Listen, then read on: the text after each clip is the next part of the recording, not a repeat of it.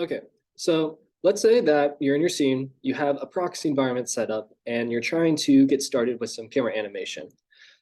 There's a problem that usually happens that's very annoying is if you're trying to click your camera right here and you kind of miss and you collect the geometry and then you have to click here again and then you zoom in and you try to click in and you click something behind it, that gets very annoying very quick. So how we can fix that is we can use something called layers down here in this bottom right. If you've never used it before, it's just a way to group things and make them unselectable. At least that's how I use it. So I can go ahead and I can zoom out.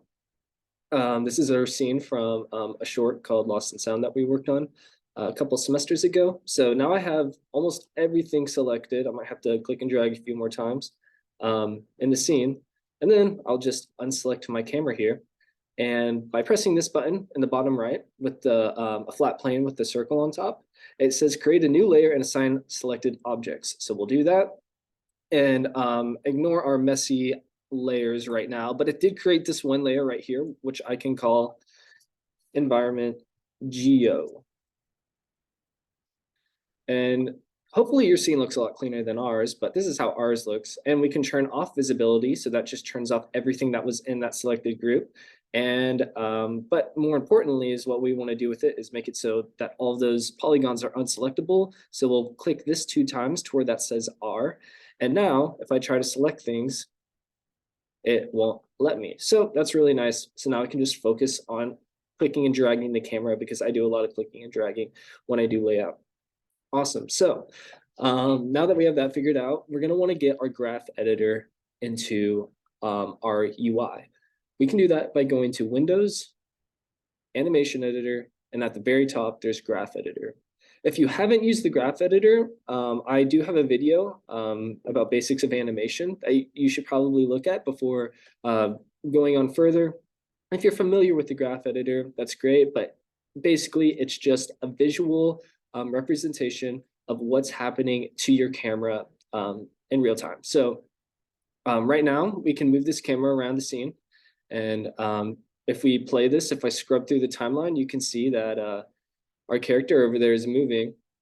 Oh, but did you see that? I just let go of my my mouse, and these two right here, they're not playing at the same time. If I let go, it just updates this one.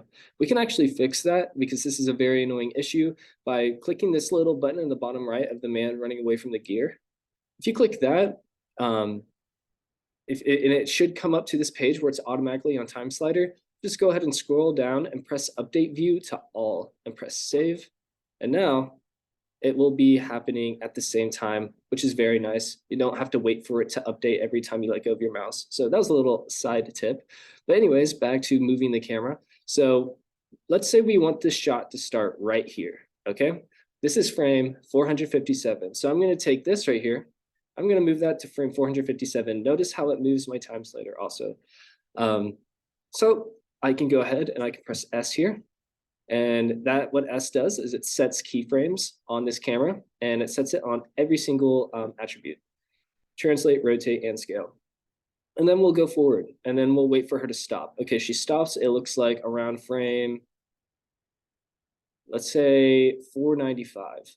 So now I can move this camera over here and then get her into position, press S, and now all of a sudden, this camera will move with her.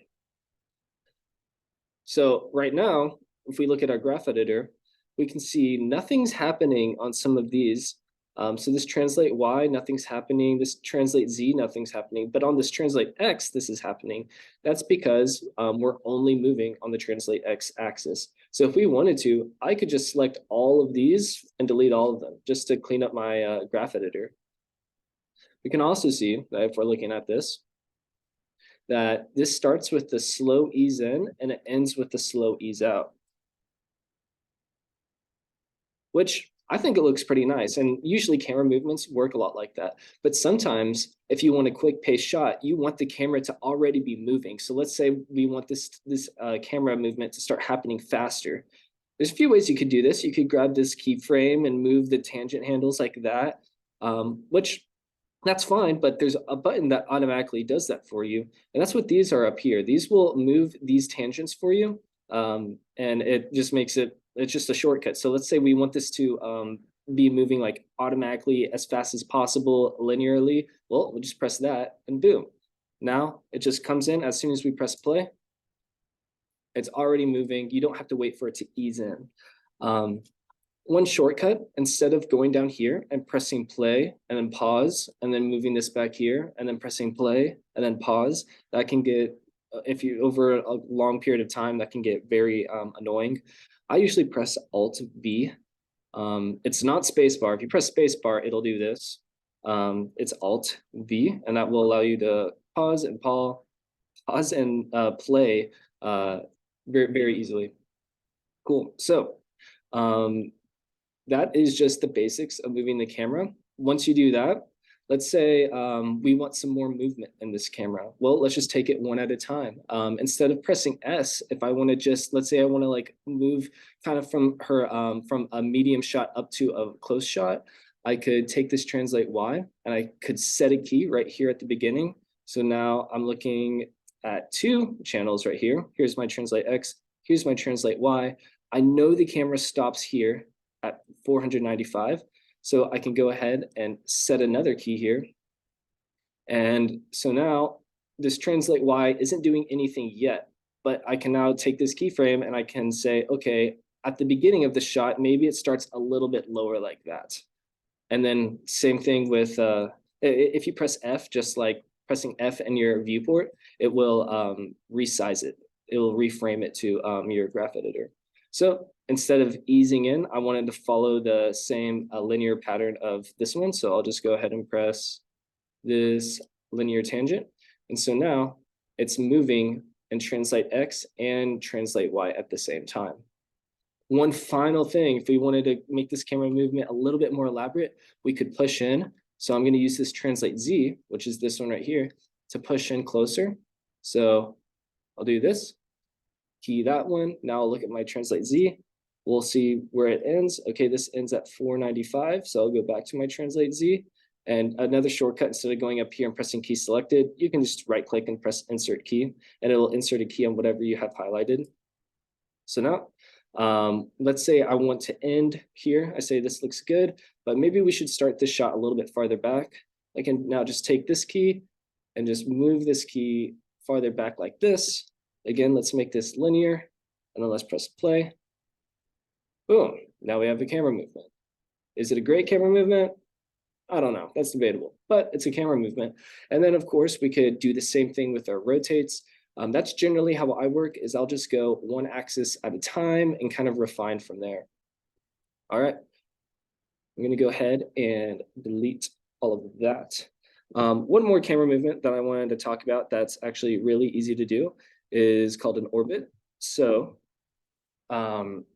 easy way to do that is we'll ignore my messy outliner, but we'll go ahead and take everything in our camera with our camera selected.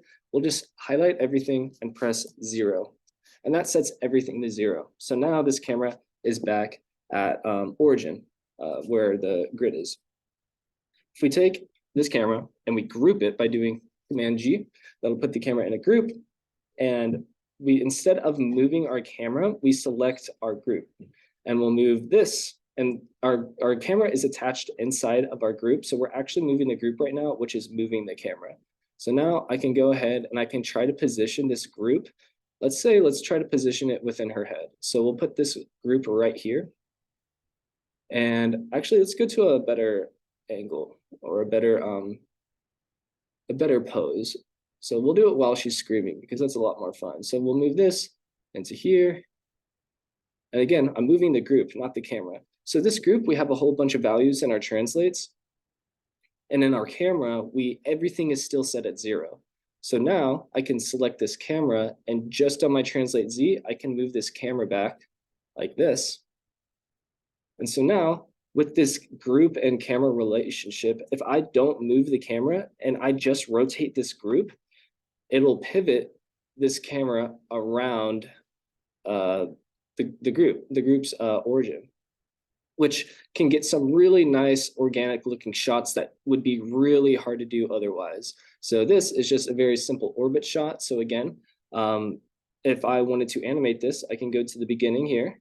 Well, let's see where she starts screaming right here. So let's say at 591, I'll press S because I'm lazy and I just want to keyframe everything, and then I'll delete all the junk later. And then I'll go forwards where she's doing this.